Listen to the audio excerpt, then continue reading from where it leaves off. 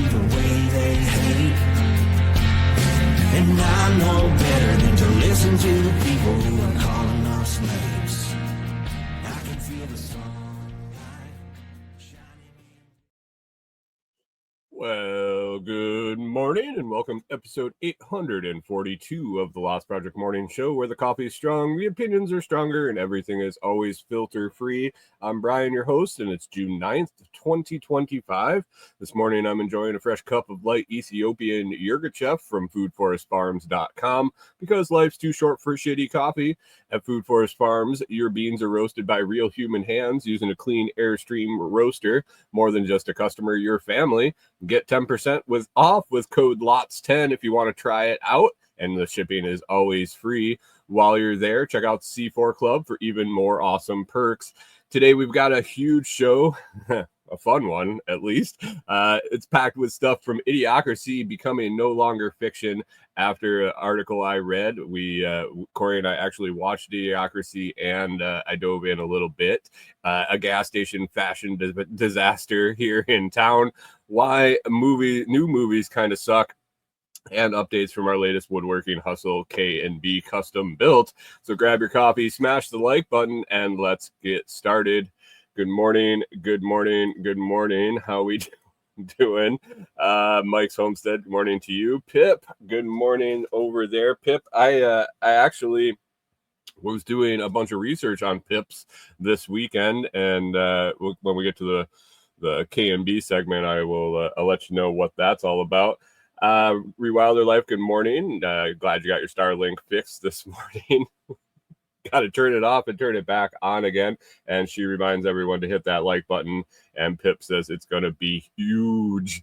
It's going to be huge. I don't know about huge, but it should be fun at least. Corey and I, it was a good weekend. Good weekend here. Weather was decent yesterday. Yesterday was actually gorgeous. Saturday we had a long period of crappy rain, and so we were stuck watching some movies and stuff. And we've been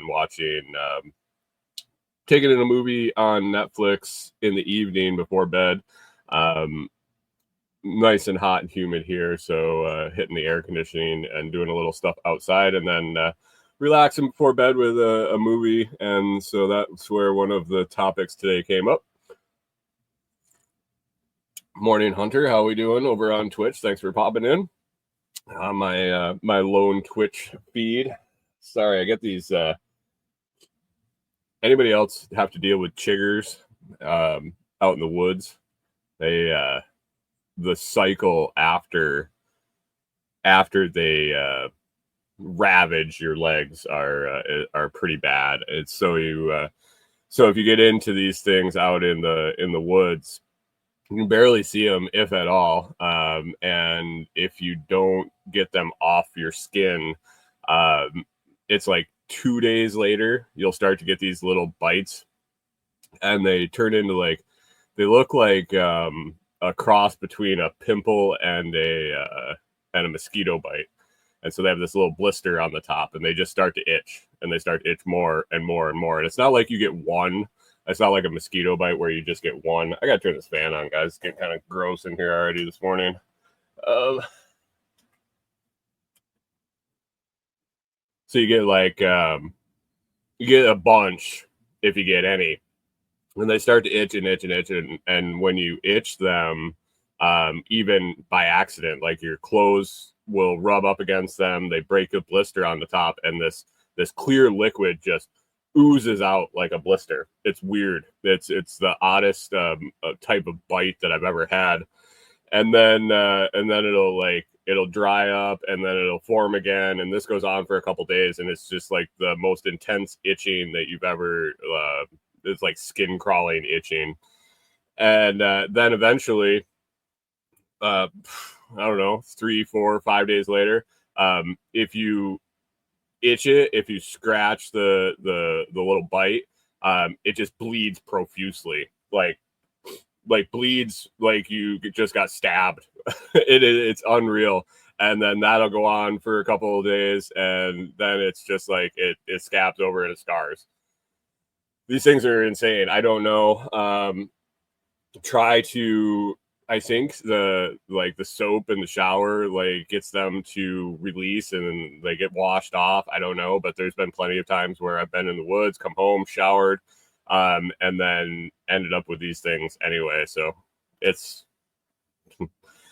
part of living here, I guess. It's part of living here. I never experienced anything like that up north. I think the cold cycle in Minnesota got rid of you. I don't think they're a thing. Plenty of ticks there, plenty of ticks here, but these things are a different breed for sure. So, but anyway, so that's I'm just checking down here. I had one of those things. It was just like all of a sudden there's just streaming blood down my leg. It's kind of fantastic. So. Anyway, let's get to it. First topic today, Idiocracy. I'm going to first start out with the story that I found that made me go down this path. If you haven't seen Idiocracy, I'm sorry. You should definitely watch it. It's I believe it's on Prime. If it's not, it's worth the $15 or whatever it would be to buy it digitally. Definitely worth it. But anyway, I've seen it a bunch of times, more than I should probably have. But anyway, in the movie, they go to Costco, and it's pretty famous scene from the movie where the guy's standing at the front, he's saying, "Welcome to Costco, I love you," and then they're walking through this enormous building, and Dax Shepard, who plays one of the characters, was talking about how the fact he went to college, he went to law school at Costco, and that his dad was an alumni, and like they had everything there. The other day, I was just kind of browsing through news stories, and I come across one that talks about Costco in Los Angeles is going to start trying to combat the affordable housing issue by putting apartments above their stores. And I was like, here it is. It's starting. So I looked it up here this morning. Costco's not typically known for building apartments, as they primarily a wholesale retail store. However, in South Los Angeles, a new mixed-use development is being built that includes 800 apartment units above a new Costco store. This project, known as 5035 Coliseum, is a collaboration between the developer Thrive Living and Costco. So they're going to be installing apartments above Costco. This only leads down one path. I mean, this is going to be definitely going to just lead down the path of having everything there. It's going to be Idiocracy sooner than we thought. And in Idiocracy,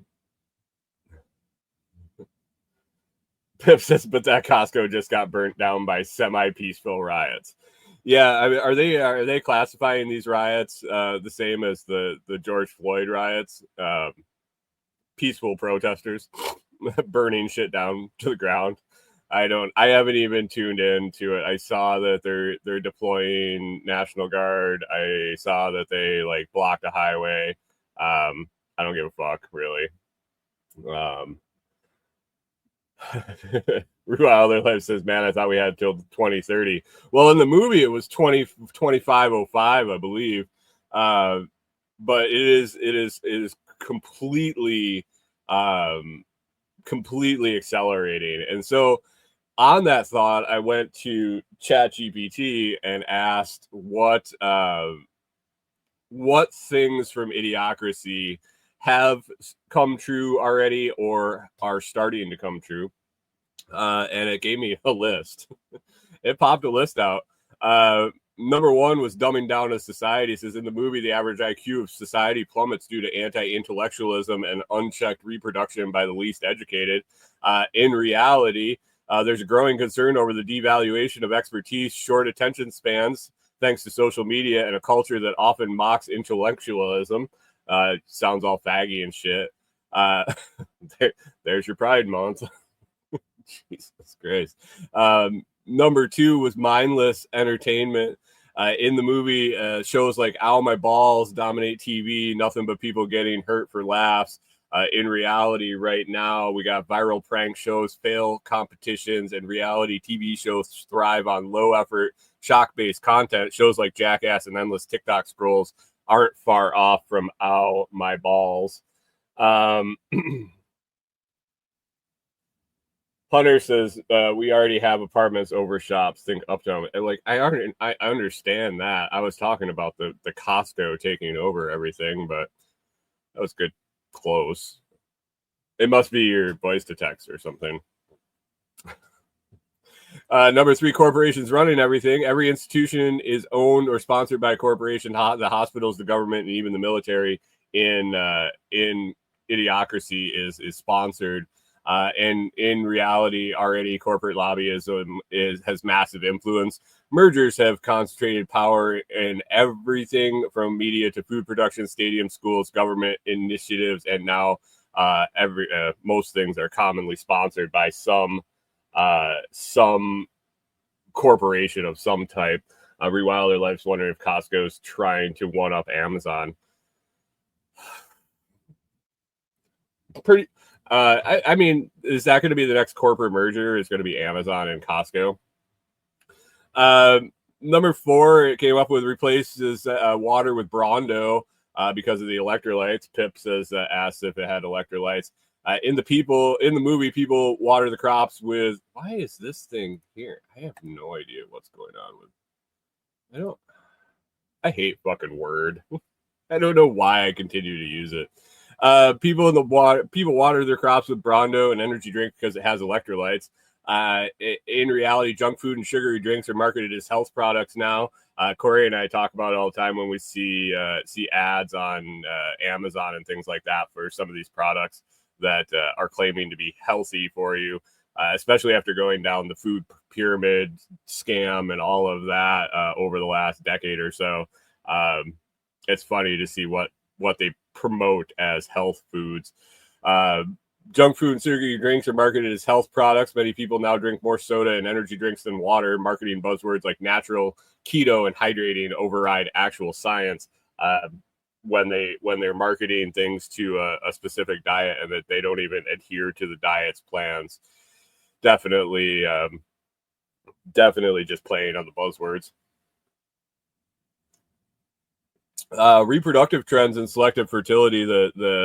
The famous first scene where they talk to the two people with the 150-ish IQs, and they're waiting to have children and waiting, and then eventually the guy dies while Cleavon there is pumping the trailer park full of his swimmers, and then his kid continues on, and they reproduce at a super high rate.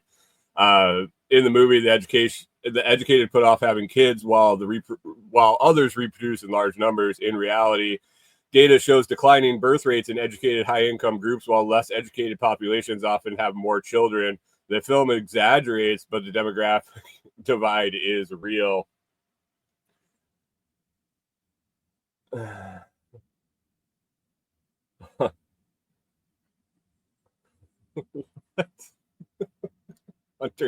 Hunter's still trying to figure out what's on the other side of the pyramid. They only show one side. What pyramid? I'm not sure. Are you all right this morning, Hunter? Number 6, the U.S. government is and leadership is a joke.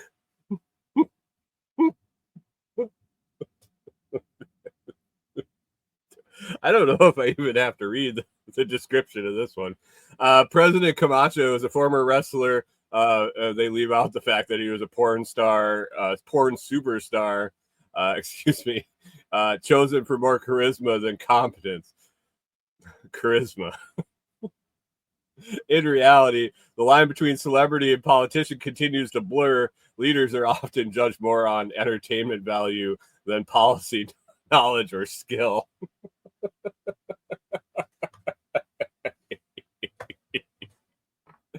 Oh, where to go with that?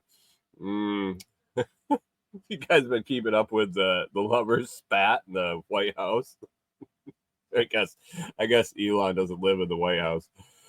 Oh, I haven't kept up. It's too much. I just can't even watch this shit. Broken healthcare system in the movies. Hospitals are chaotic, run by clueless staff, and machines can't diagnose properly. Oh man. If only you knew the insider knowledge I do. In reality, medical bureaucracy is frustrating. More often more focused on billing codes than care.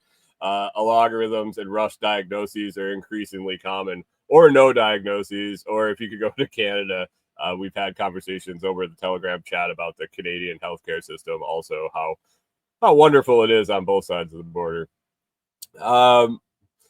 This one goes in your mouth, this one goes in your ear, and this one goes in your butt.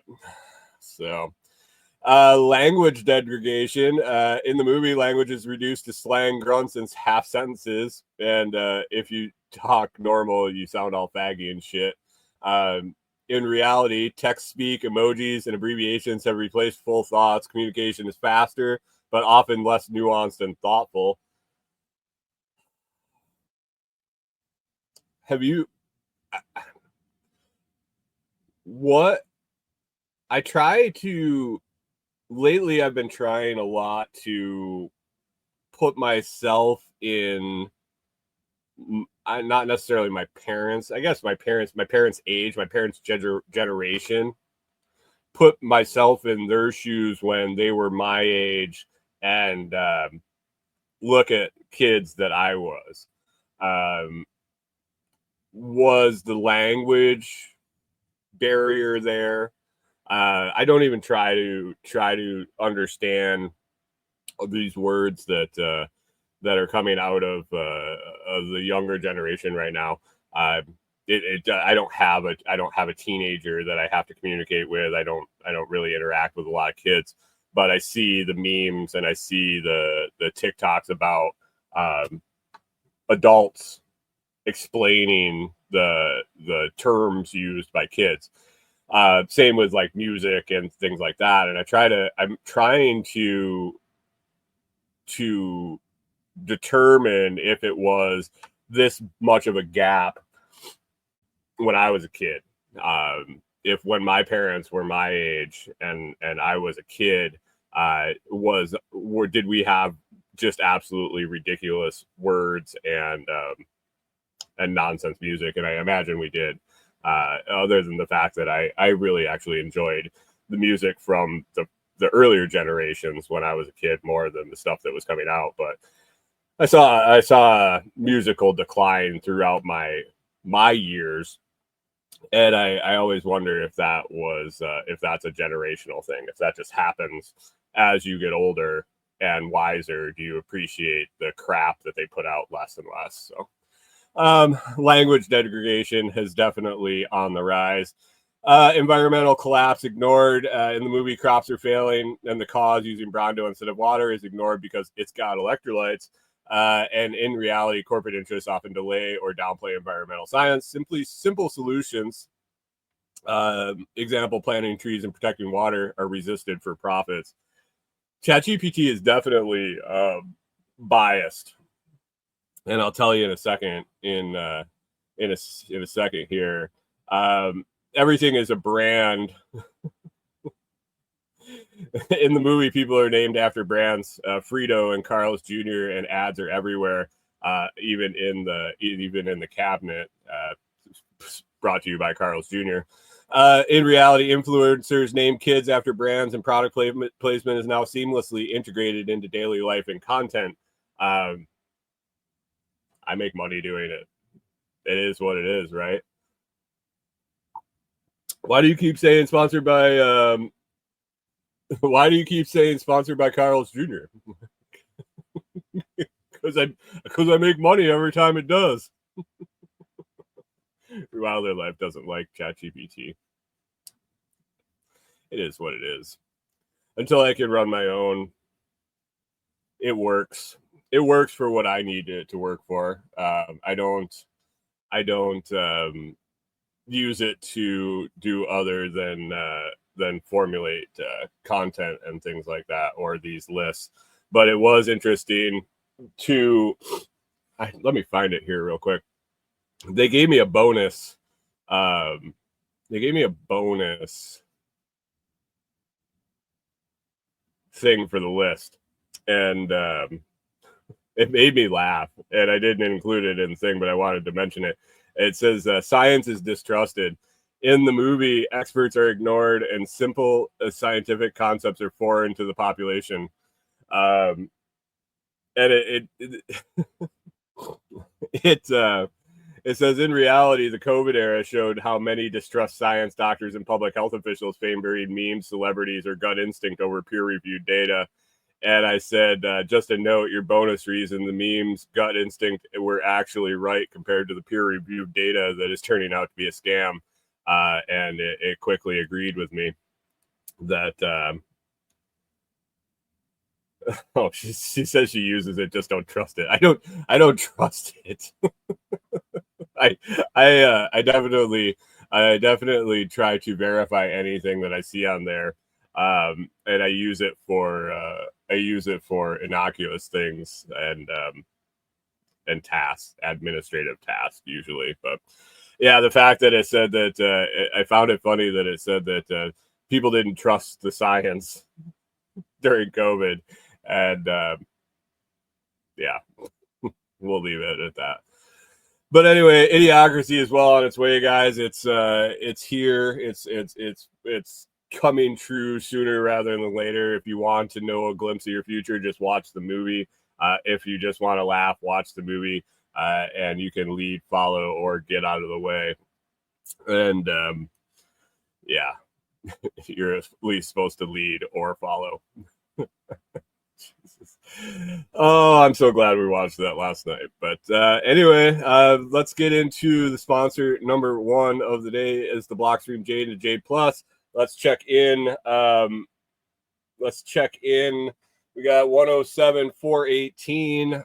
I got the message this morning. Bitcoin is now above 107,000. Ready to take your Bitcoin security seriously? Blockstream Jade is my go-to hardware wallet, whether you're a beginner or hardcore Bitcoiner. It's secure, easy to use, and fully open source. Now that there's Jade Plus, same simplicity with the bigger screen, new navigation buttons, and optional metal case. It's a pretty slick device. Grab either one over at Blockstream.com. Use code TheLotsProject at checkout and get 10% off your order. The link's in the show notes. If you click the link, it should be automatically applied, but just make sure you get The Lots Project in at checkout. And just for anybody that was asking about the deal and the code, I did reach out to my contact, and I haven't heard back. They were all out at the Bitcoin conference, and I think he went on vacation for a while after. So probably this week I'll hear back and get back to you on that. But I believe that sale ended. And for those of you that tried to use my code and it didn't work, I appreciate it, and we'll see if that gets all rectified in the end. But anyway, Blockstream Jade and Jade Plus, and now Blockstream has the new Blockstream app. They upgraded the green app to the Blockstream app, so you can go to the Google Play or Apple Play Store. Is it Google Play or Apple App Store? And check that out, Blockstream app, to use and connect for the Blockstream Jade and Jade Plus and software wallet. And I believe now, I haven't even downloaded it. I've been a horrible product rep here, and I haven't downloaded the new Blockstream app to check it out. But from what I understand, you can buy Bitcoin right in the app, which is always convenient to have another place to buy some Bitcoin. Hunter says another app. It's not necessarily another app. It's the native Blockstream app that works with the Jade and the Jade Plus. Hunter says, what was wrong with green? I think they upgraded it to be able to purchase Bitcoin. I know that they were working on, they had Lightning in beta in green. That my rep said don't trust it all that much, and like I said, I haven't downloaded it yet to check to see if the new one has Lightning, but I think they added in the purchasing option for Bitcoin. I don't know. It basically rebranded. It's from what the launch email said, it's the same app, but just rebranded and for new features added, and they just call it the Blockstream app now. Maybe they figured out green just didn't make sense. They could have called it Blockstream Orange or something like that. But anyway, we'll move on to the next little topic here. The other day, so how do I talk about this? Right now, my go-to shoes, I shouldn't say shoes, boots, are a pair of the barefoot shoe. I don't want to call them combat boots, jump boots, military style boots. Here we go. I'll just show you these. They got barefoot soles from Vivo Barefoot, I believe, and then an upper combat boot style that they're really comfortable. It took a minute. There was a rough spot in the back where basically one company ordered parts from two different companies and put these together. They did a really shitty job sewing in the back here, and it rubbed onto my Achilles, but once it wore in a little bit, they were good. So those are my go-to shoes when I have to wear shoes. One big thing was they don't have steel toes, which is unfortunate, but it is what it is. And so I've been wearing those for a while. Other than that, I've just buy cheapy $20-$30 barefoot shoes off of Amazon to try out. And they've been fine. They've worked fine. You don't need a whole lot of support or anything in a barefoot shoe. Basically, it's if the toe box is wide enough, it works. The problem with them is if I wear them without socks and it gets hot, and they sweat and my feet sweat at all, the shoes just stink unbelievably. And so I got to the part where the soles were wearing out on my shoes. I wore them a couple times without socks, and it was super warm and actually wet out. It was the dew in the morning when we take the dogs for a walk, and they got wet, and I sweat in them, and they just smelled horrific. And so I just had to throw them out. And so I got down to where I just had the barefoot boots. And so as it warmed up here in Tennessee, we were taking the dogs for a walk in the morning, and I would just throw on a pair of athletic shorts and the boots and take the dogs for a walk. It was like, whatever. I got shorts and boots on, big fucking deal.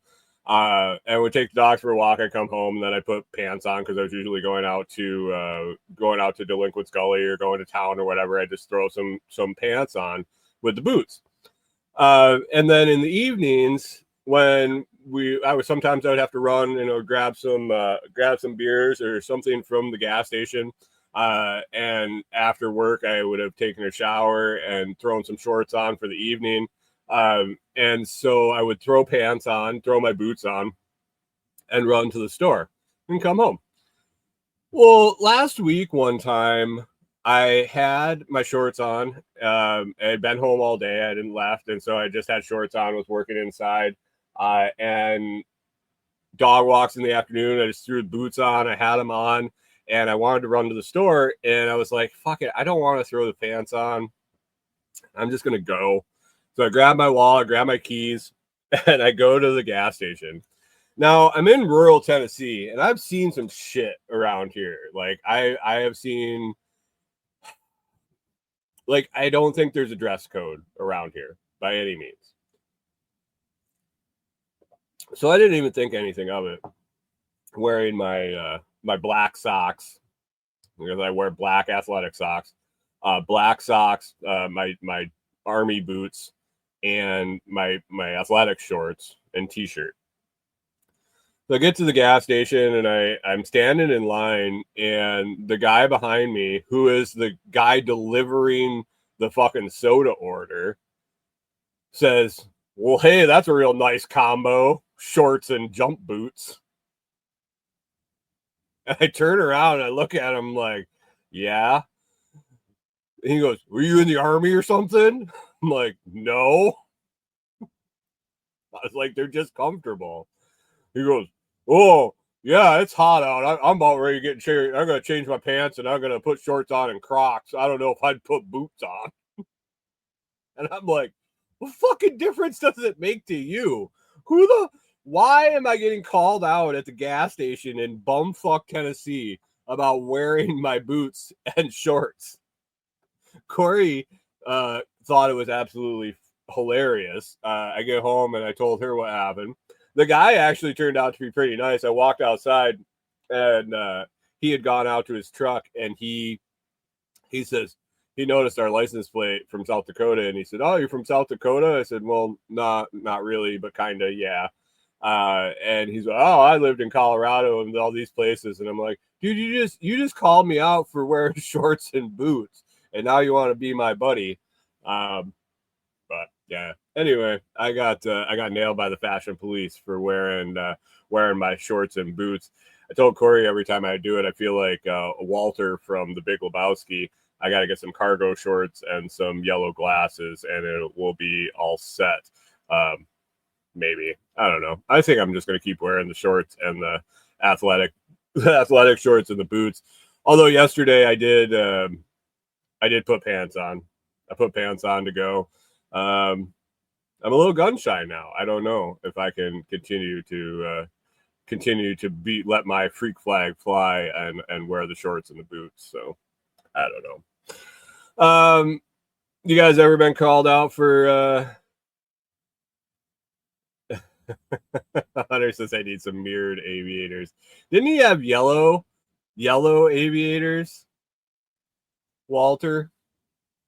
He had yellow aviators, I believe. And a vest. A cargo vest. You guys ever been called out for oh, he's talking Reno 911. I'm just goofing. Just new boot goofing. He wears cowboy boots with shorts. Short shorts. I have a pair of cowboy boots. A pair of cowboy boots in the cupboard here in storage. I should wear some cowboy boots and athletic shorts. They're fancy cowboy boots too. They're like the ones I wore for my wedding. They're Corey and I had matching cowboy boots. They're really really fancy pants cowboy boots. They'd look fantastic with my athletic shorts. Through all their lives, she wears crazy stuff all the time and doesn't care. Mike's homestead is only by my wife. My wife didn't even say anything, but she thought it was absolutely hilarious when I got home. Yeah. So anyway, next on the list, like I said, Corey and I have been watching movies in the evenings, and I'm so frustrated watching these movies on Amazon. They're good movies. They're decent movies. I don't even know if they're necessarily new movies or old movies. We just put stuff that sounds good on our list. We've caught some good ones. Spotlight was a good one. That was about exposing the Catholic Church and the pedophiles in Boston. What was Henry's Crime, I think was the name of one, with Keanu Reeves. That was decent. And there's just a few. Arbitrage was an older movie with Richard Gere and Susan Sarandon that was decent. But the problem was, and I keep running into, and I shouldn't have said it's wrong. What's wrong with movies lately? What's wrong with movies that don't fucking end? That's been bothering me lately. When the movie has a main storyline that runs through the whole movie, and I'm good with twists and turns and side plots and all sorts of stuff, but when a movie gets to the end and there's been a major theme running through the whole movie and they don't explicitly end the fucking movie, I get irritated. And I let it show a little bit this week. I think it was twice in a row. I just, at the end of the movie, I turned to Corey and I said, what happens? Because it could have been a bunch of different things. What happened? Did he get the money? Did he not get the money? Like, and they don't even explicitly imply it. Like, I understand leaving it vague and implying things and let the audience decide for themselves. But these are just really bad endings to movies. Pip says Spaceballs the sequel. But like, I think they just it. I don't know if it's that I'm not paying enough attention. I don't think it's that, because I'm really usually pretty good at inferring things and catching nuanced ideas. I think it's just like I've caught a bad streak of movies where they just don't end it well. So Corey had to watch. I forced her to watch something that I love. She is not a big fan, but Memento. Memento ends the movie the way they should. Maybe. You have to wonder. I think Memento might be one of my favorite movies of all time. Every time I watch it, I pick up something new, and it ends the way it should. I think. But yeah, I think it was Henry's Crime. I don't know. You guys watching these? Is this going to be a spoiler if I tell you what happens at the end of these movies? I don't know if I'm supposed to do that. Anyway, Arbitrage. That's an old enough movie. If you haven't seen it, then I'm not going to really spoil it for you. But at the end,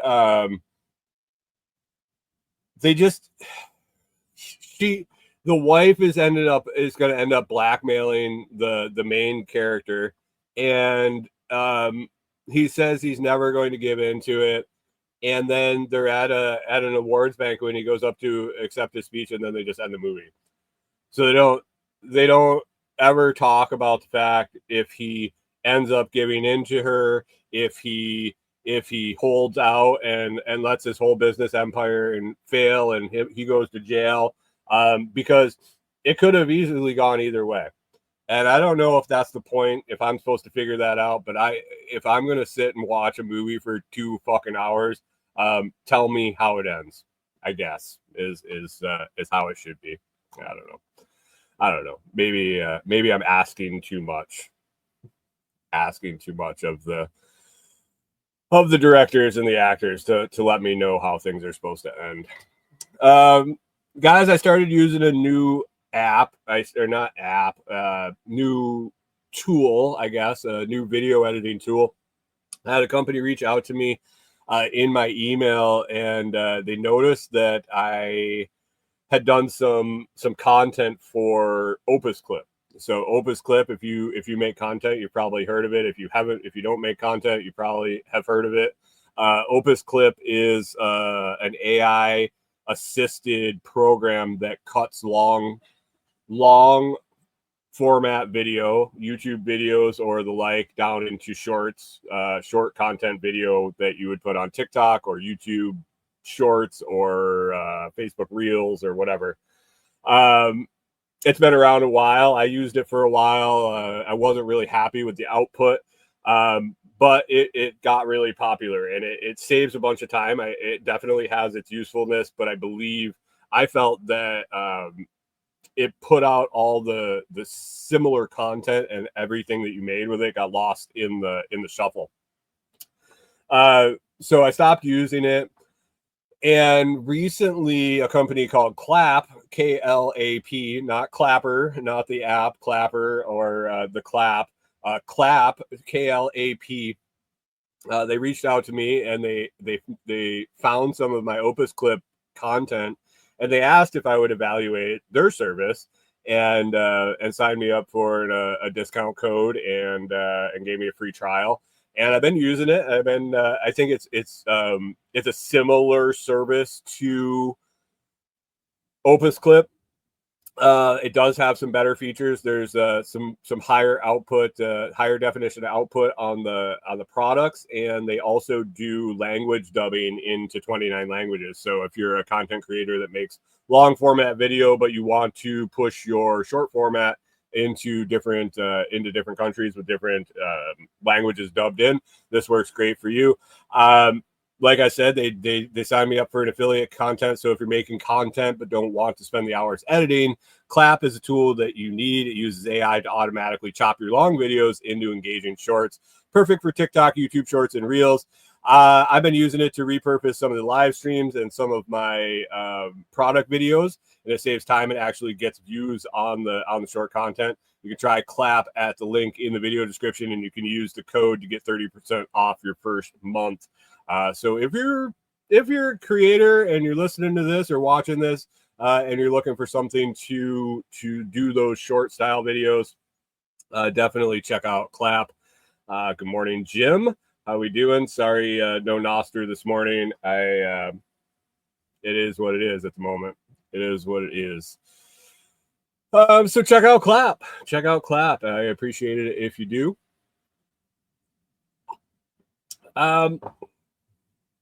Let's talk about woodworking updates. Coffee's almost gone. It's going down good today, guys. This light Ethiopian, I really, it is definitely my favorite. It is definitely.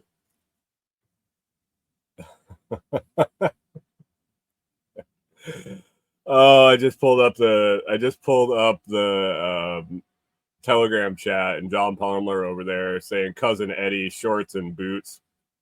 Cousin Eddie bathrobe, shorts, boxers, and boots.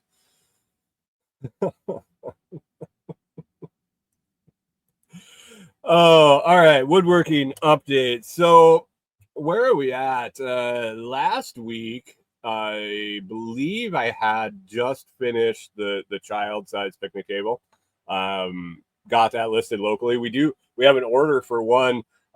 Your friends and family are your biggest fans sometimes, and Corey's parents are coming down this fall for a trip again, and they have pre-ordered a child-sized picnic table to take back with them to Minnesota to use for our nephews up there.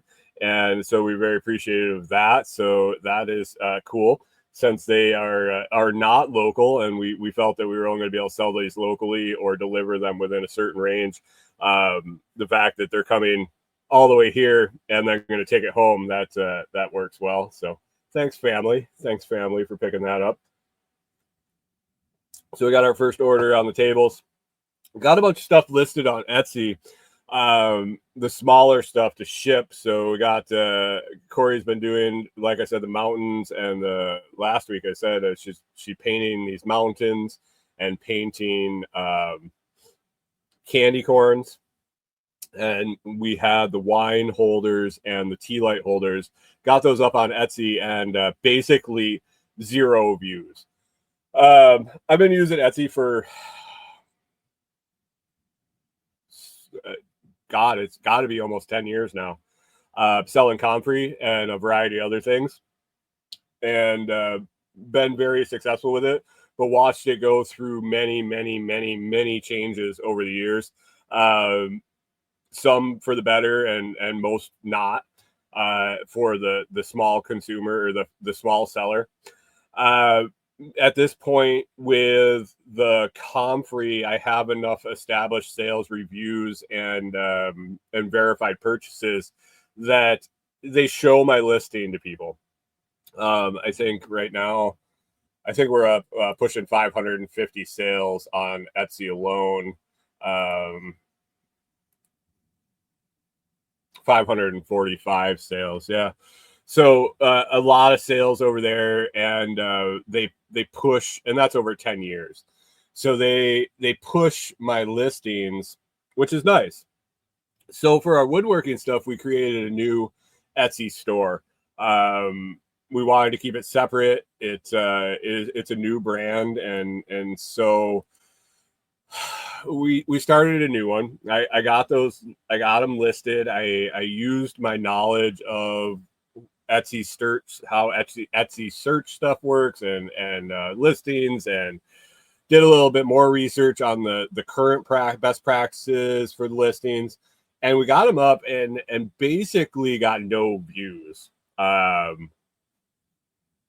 It's a heavily occupied space, let's say, but no views whatsoever.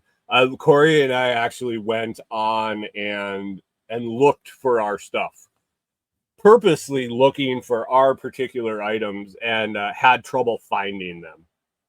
And I don't think that's necessarily a function of the listing. It's a pay-to-play site anymore. So after 15 days of a new account, you can start using Etsy ads, which is basically a scam that they use to get you to pay them to show your shit to people. You can do it for as little as $1 a day. That's $30 a month. But it's amazing the fact that I threw $1 a day. We've had our account open for 15 days now. We had those 4 items listed, optimized listings, and had 0. I shouldn't say that. We had 1 view, not even a click. So basically on Etsy, the difference between a view and a click is when you're searching and you're looking at the products and scrolling through, if your item appears in that search results, it's considered a view. If somebody clicks on it and looks at the listing, that's considered a click. We had 1 view for 15 days without having any ads on. So 4 listings, 15 days, 1 view. That isn't going to really cut it. So I turned on Etsy ads at 15 days, and I put a couple bucks a day towards it to see what happens. And I've had a little experience with our other account with the ads, and with mixed results. But as of now, so we've been a few days. Let me hit refresh here. And all of a sudden, we've had 105 views and 2 clicks. So there you go. If you're struggling on Etsy, you might have to open or do some Etsy ads and put a couple bucks a day towards it, or $1 a day. I think you can go up to $20 a day. I wouldn't suggest doing that unless you have a lot of product to sell. But basically, Etsy is a pay-to-play. Plus, they charge on top of that their transaction fees and everything. With the Etsy ads, I should say, with the Etsy ads, you only get charged if they actually click on the listing. So they'll show it to as many people as they want, and you don't get charged until somebody clicks. So for those 2 clicks on our 2 listings, I've gotten charged 50 cents. So you can price that into your products and things like that. It is what you got to do. I'm going to be checking out a new app.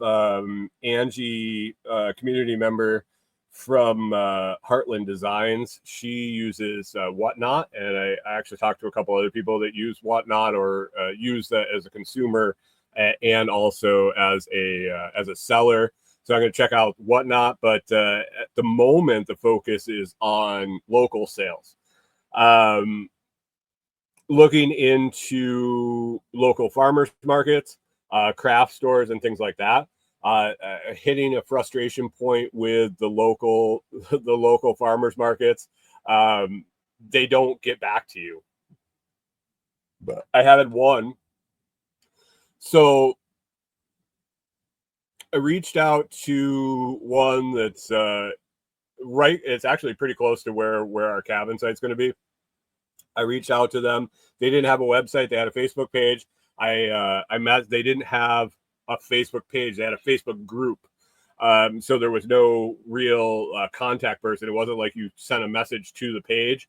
And so the person that was posting all the posts in there, I sent a message to and said, "Hey, I'm interested in participating in your farmers market. Can you give me some information on becoming a vendor? What the cost is? Is there an application? Do you have a limited number of people?" And nothing, no reply. I don't know. So Corey and I decided we were going to go check it out on Saturday morning before the rain. We headed over there. It's nice. It's small. I don't know how much traffic it gets, but with the type of products that we would be selling, we wouldn't have any competition there. And it's every other week, so it's not real Our life says ours requires insurance and junk. Yeah, that's the thing. That's what I'm trying to figure out, because some of these are small town things, and I don't know depending on the product what insurance you would need to carry, and how that rolls. So that's the information I'm trying to get. There's also one in Savannah where I go get groceries and everything. They did get back to me, and they're full, and but they have a waiting list, and I asked to be on the waiting list, and there's actually no fee. And I'm curious if there's no fee. There's no vendor fee at a lot of them around here. I don't know how that goes. It was always definitely a consideration we had to take into an account when we were in Minnesota. The vendor fees ranged wildly from like $5 a week to $30 a week, and even higher into the cities. And you really have to take that into account with how much you're selling, because if you make $30 and it costs $30, you're losing money by wasting your time and your gas to go there and back. It looks like the one in Savannah, there's no fee. They also have craft fairs in Savannah that I'm checking out that happen quarterly, I believe. They do have a fee, but there's people that are going there intently looking for products like we would have. And then the other one that hasn't gotten back to me, and it's really frustrating, because Jackson, Tennessee, is a pretty decent size. I don't want to call it city. I guess it would be considered a city. And they have a farmers market that runs 6 to 5 days a week. From what I understand, I haven't been to it. I was looking into it. It looks like it runs Tuesday through Saturday. And I'm just curious how it works. And so I went to their website, figuring that they would have they have a website on the City of Jackson web page. They have a page for the farmers market. I was like, oh, perfect. They'll have vendor information. They'll have the application. They'll have the rules. They'll have all this stuff. And I go there, and basically it said the hours and the fact that they take EBT. There were 2 paragraphs and a map on the whole page. There were no other links to any other vendor information or anything. Basically, it said we're open Tuesday through Saturday from 7 to 4, and we now take EBT. If you want to use your EBT card, just come to the office and we'll swipe your card for you. So I guess I got to take time. I got to call them and actually talk to someone. Again, I went to their Facebook page and sent them a message on Facebook, and because that's where they directed people from the website, was check out our Facebook page. And so I did, and I sent them a message with no reply. So I don't know. I stopped at the local general store down here in town. Asked about some consignment stuff, and she says, yeah, they do it. But there isn't a big demand in her storefront for our type of items.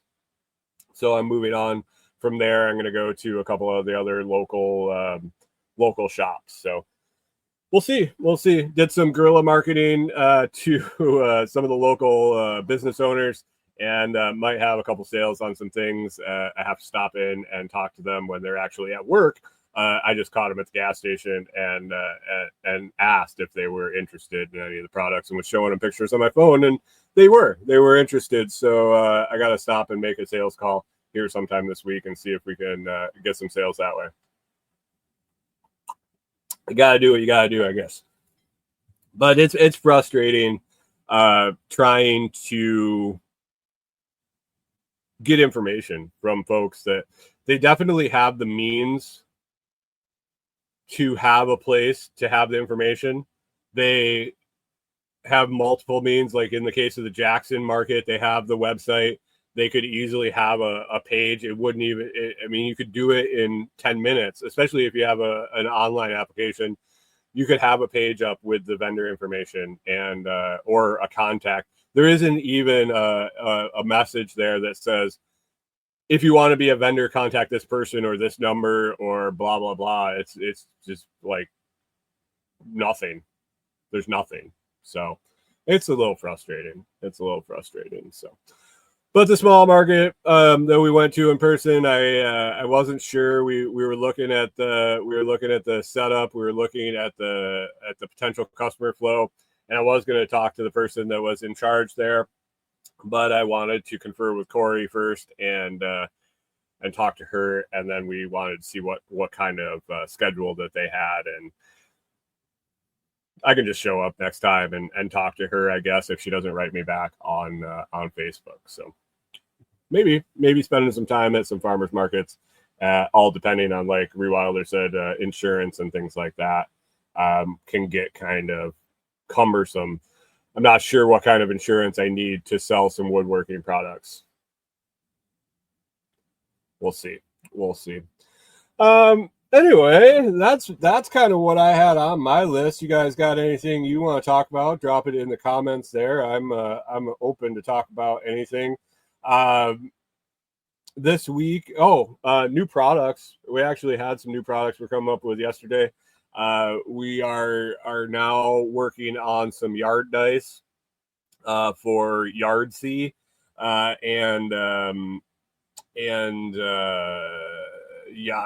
that's Yard Yahtzee. And Hawkins over on Facebook told us that we should be playing some yard craps. We could make a craps table, sell a yard craps bundle, and then on top of that, Corey is making a bunch more. We made a bunch more triangle blanks, and she's going to be making some. I believe she said watermelon. She's probably going to kick my ass for saying it because she's not sure. She's not real confident on her painting abilities and painting fruit and shit. She's not sure if she's going to end up with the watermelons, but that is one of the intent. The yard dice we're gonna stain up and then paint pips. And I promised Pip that I would come back to that. Did you guys know that the dots on dice are called pips? Did you also know that there is a standard beyond? You probably know that the opposite sides add up to 7 on a die. If you didn't, there you go. Nugget number 1. 1 is opposite 6, 3 is opposite 4, 5 is opposite 2. I also had to look up, and I did not know that the orientation of the opposite sides, there is a standard orientation. So if you put the 1 on the top and the 2 facing you, the 3 would be on the left and the 4 would be on the right. I don't know if the mirror image on the screen is working. So if you're looking at a die and your face on to the 2, the 1 is on the top, the 6 is on the bottom, the 3 is on the left side, the 4 is on the right side, the 2 is in front of you, and the 5 is on the back side. Also, there is a standard orientation of the pips on each side. So if you're looking at the 2 with the 1 on the top, and you're looking at the 2, the pips go from the bottom left to the top right, diagonal. Same with the 3. If you rotate it and the 1 is on the top and the 3 is facing you, the pips go from the bottom left corner diagonally to the top. There's your fun fact for the week on dies and the standard practices for placing the pips on dies. The things you learn when you start making new products. But anyway, plans to make the second style farmhouse table is soon. We wanted to get some smalls and get some inventory built up, but that will be coming up soon. And also thinking about doing a yard Jenga set and pricing that out, and it should be fun. It should be fun. So lots of products in the works, and you can check that out over on Facebook. We have Facebook page, Instagram, and TikTok. You can just search K&B Kustom Built with a K, Custom with a K, Kustom Built on TikTok, Facebook, Instagram currently, and thinking about getting a website up. We'll see. Anyway, I hope everybody has a fantastic week. Enjoyed chatting with you all, and we will have a great week, and we'll catch up with you next Monday morning.